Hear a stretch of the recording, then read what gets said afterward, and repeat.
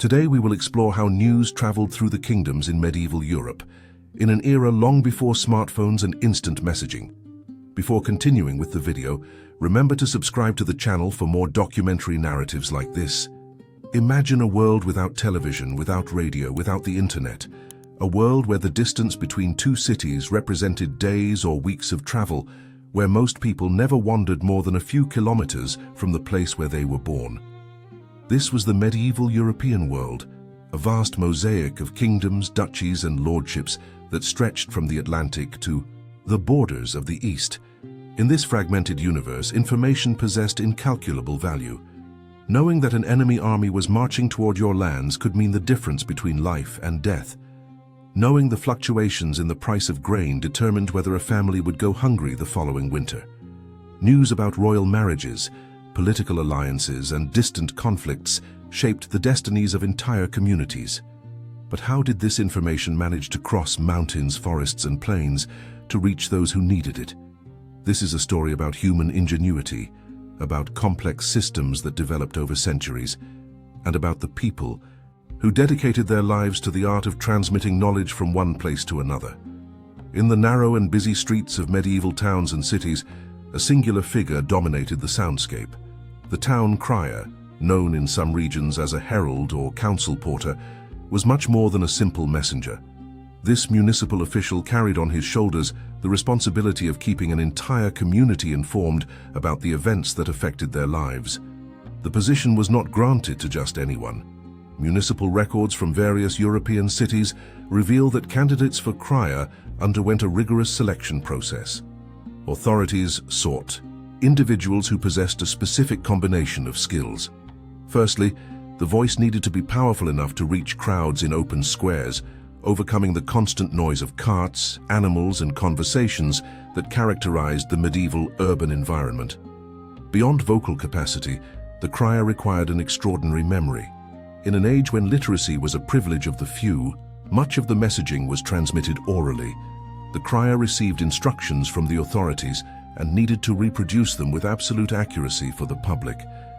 An error could have grave consequences. Imagine incorrectly announcing the official price of a product or distorting the terms of a royal decree.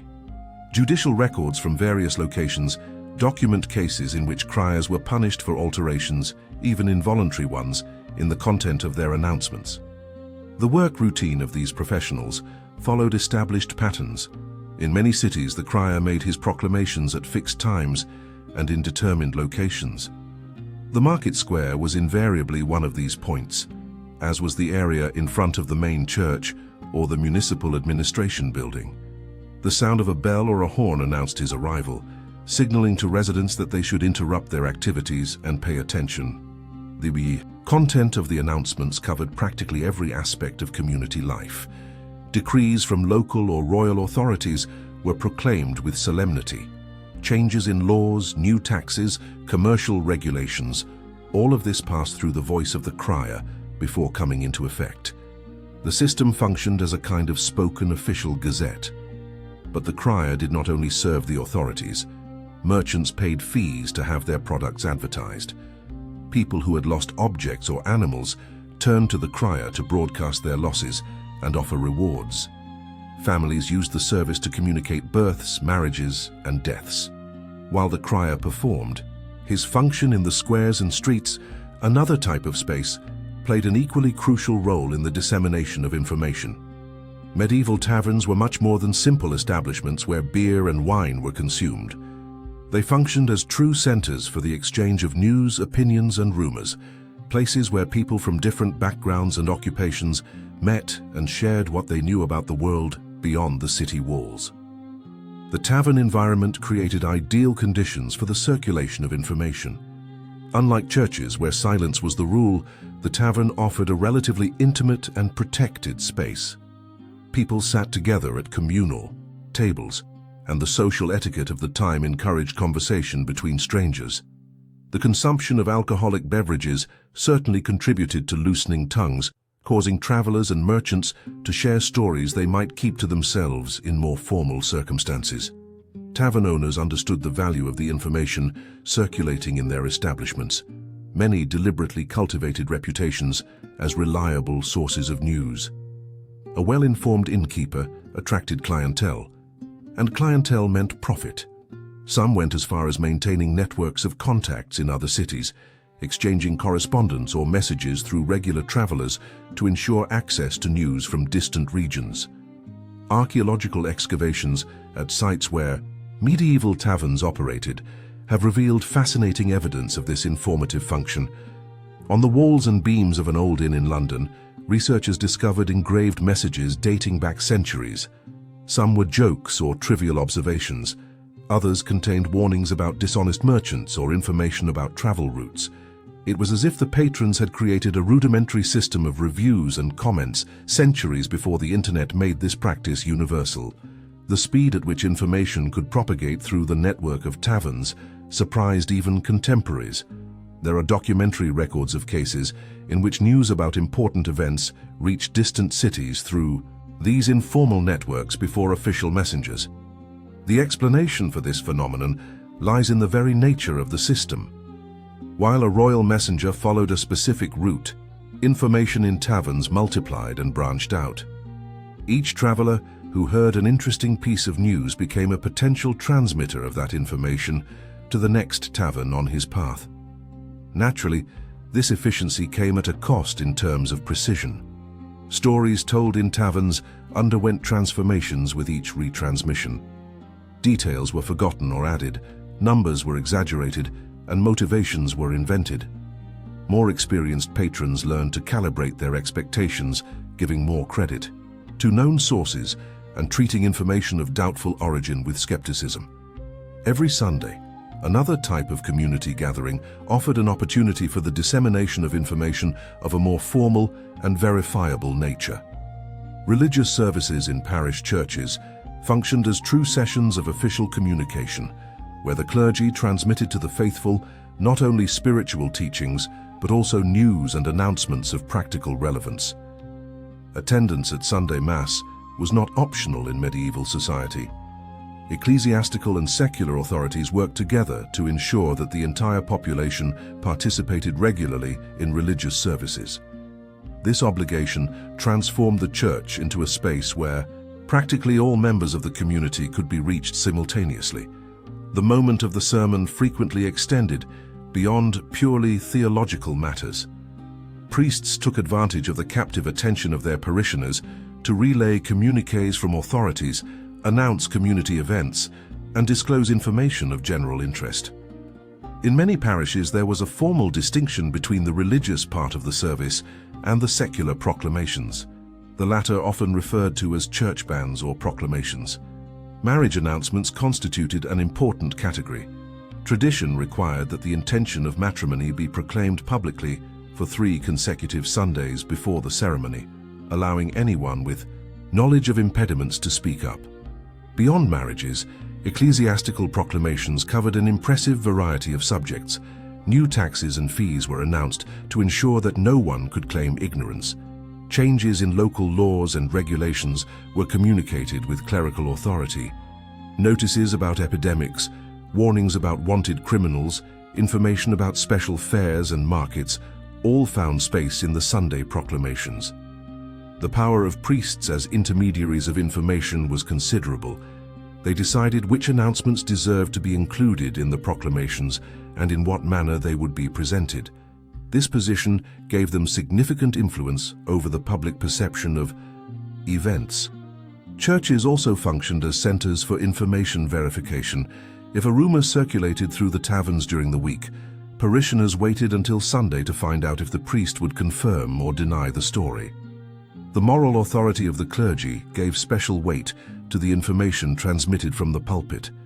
In the monasteries and abbeys that dotted the European landscape, a different form of preservation and transmission of information was underway.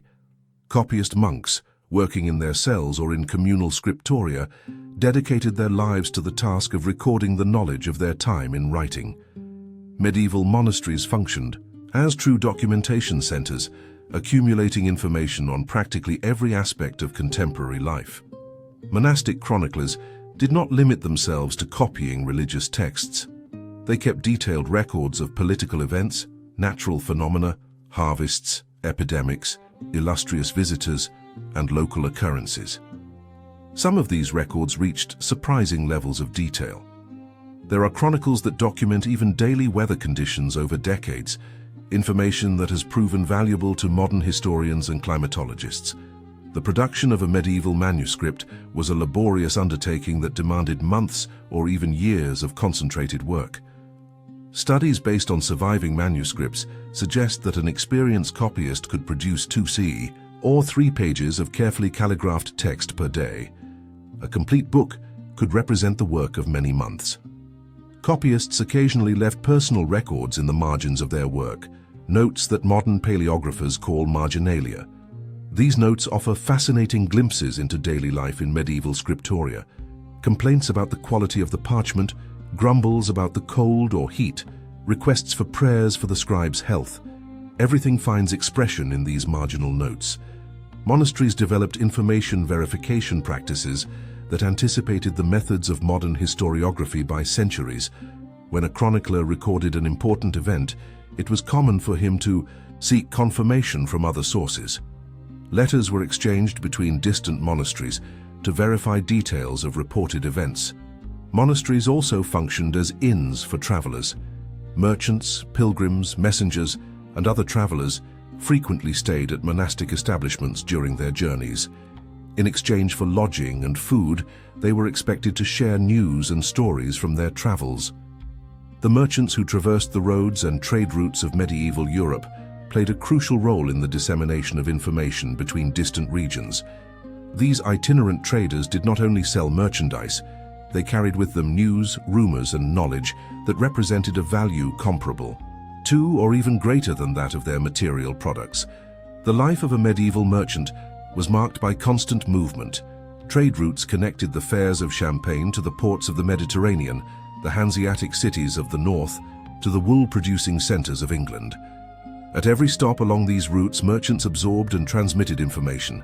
The shrewdest traders understood that knowledge was a commodity as valuable as any physical product.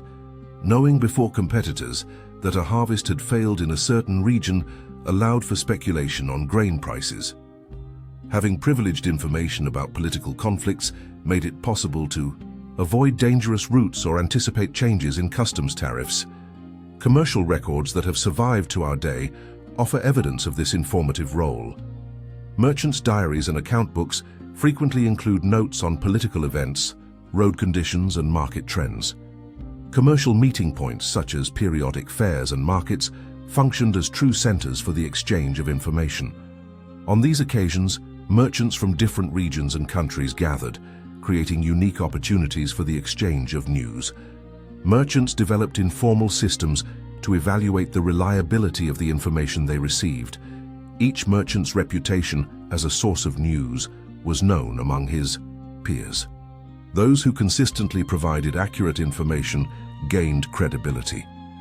The tradition of bards and minstrels represents one of the most creative forms of information dissemination in the Middle Ages. These itinerant artists transformed contemporary events into songs and narratives that could be easily memorized and retransmitted, creating a communication system that combined entertainment with information. Medieval performers occupied a peculiar position in the society of their time. They did not belong to any of the established social categories of the feudal order, moving between castles and villages, royal courts and popular fairs. This mobility gave them access to diverse environments and multiple perspectives on events. A minstrel could dine with a count one night and entertain peasants in a tavern the next, absorbing information in both contexts. The ability to transform news into songs represented a surprisingly effective communication technology. Music and rhyme facilitated memorization, allowing complex information to be retained and transmitted with greater fidelity than would be possible through simple prose narrative. A well-constructed song could spread from performer to performer, reaching audiences much larger than any messenger could ever attain. Historical records document cases in which songs about political events spread with remarkable speed. During periods of conflict or social unrest, satirical or celebratory ballads could travel through entire kingdoms in weeks.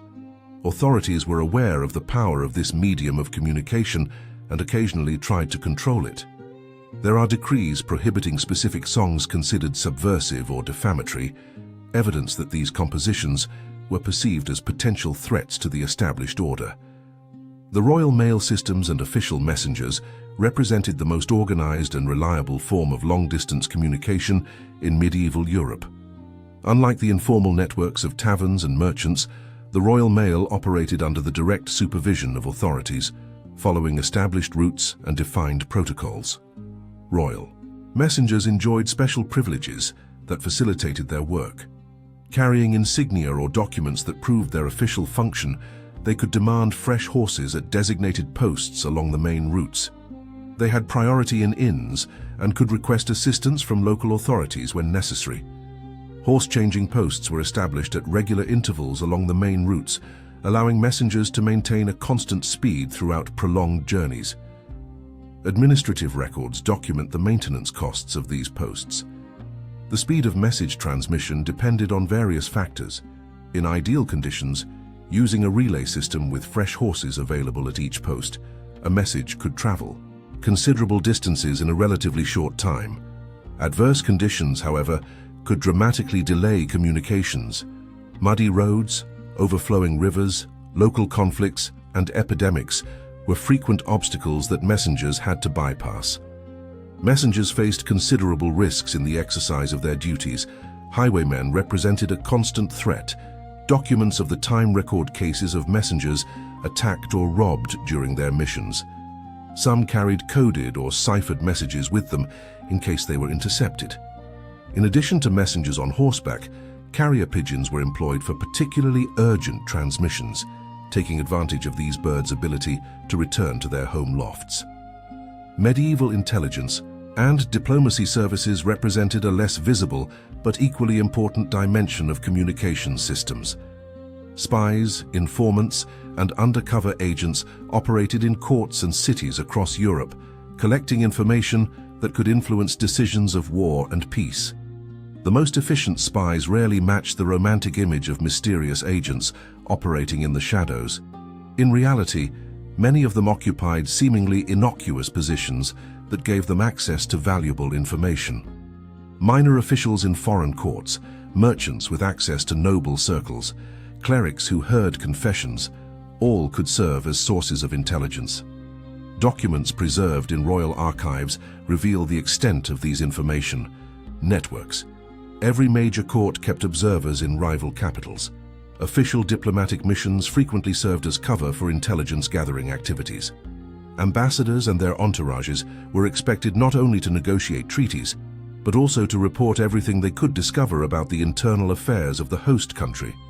Secret communication required special techniques to prevent intercepted messages from revealing their contents. Codes and ciphers were employed to protect sensitive information. Some of these cryptographic systems were surprisingly sophisticated for their time.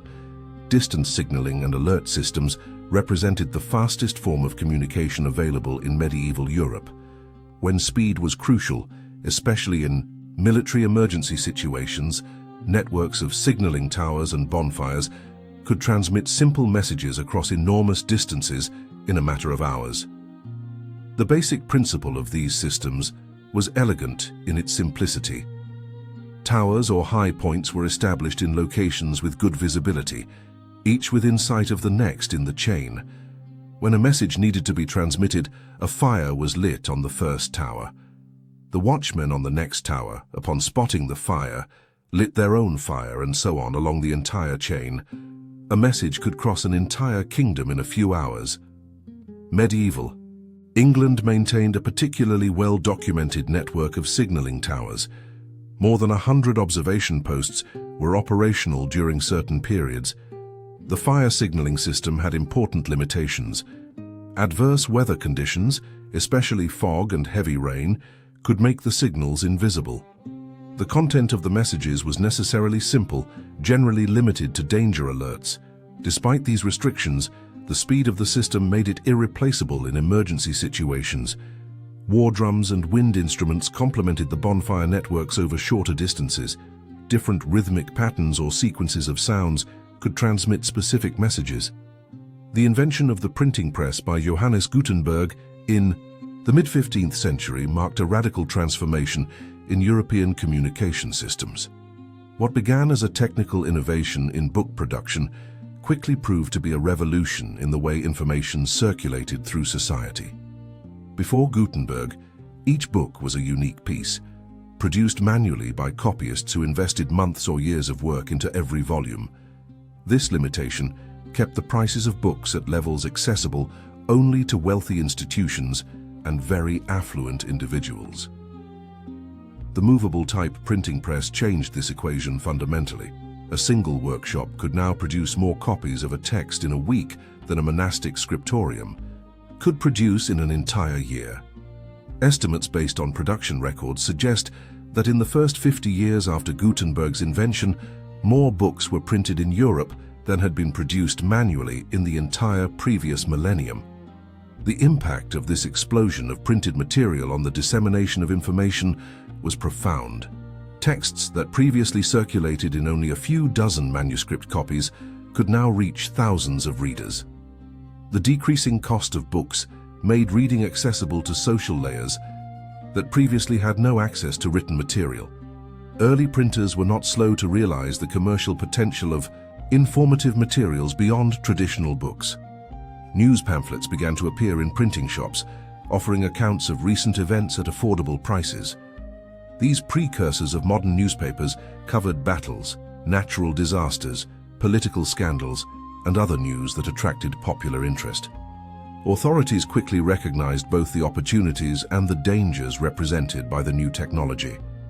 The ability to disseminate information on an unprecedented scale could be used to consolidate power but also to challenge it. Rulers across Europe experimented with licensing and censorship systems, trying to control what could be printed. These attempts met with varying success. The history of medieval communication systems reveals a society much more connected and informed than we often imagine. Even without the technologies we consider indispensable in our contemporary world, the people of the Middle Ages developed ingenious methods to transmit information across distances and barriers that would seem insurmountable. The criers in public squares, the drinkers talking in taverns, the priests proclaiming from the pulpit, the monks writing in their scriptoria, the merchants exchanging news on the roads, the minstrels singing at fairs, the messengers galloping through kingdoms, the spies operating in the shadows, the watchmen observing from towers, and finally the printers revolutionizing everything. With their movable type machines, all these elements composed a complex and surprisingly effective communication system. The lessons of this history transcend their specific historical context. They remind us that the need to share information is a constant of the human experience, and that societies will always find ways to satisfy this need with the resources available. If you have made it this far, following this journey through the centuries and the communication systems that connected the medieval world, it means you share with us a fascination for these stories from the past that reveal so much about human nature. Just as medieval criers depended on their audiences to give meaning to their work, and minstrels thrived when they found attentive listeners, this channel exists thanks to curious viewers like you. If this narrative sparked your interest and you wish to continue exploring the mysteries and wonders of history, consider subscribing to the channel. Each new subscription is like a message crossing distant kingdoms, signaling that it is worth continuing to tell these stories. Leave your comment sharing what caught your attention most or what other historical themes you would like to see explored. And if this content deserved your time and attention, a simple gesture of liking helps bring these narratives to other equally curious viewers. After all, in the medieval era as in the digital era, the best stories are those that continue to be shared.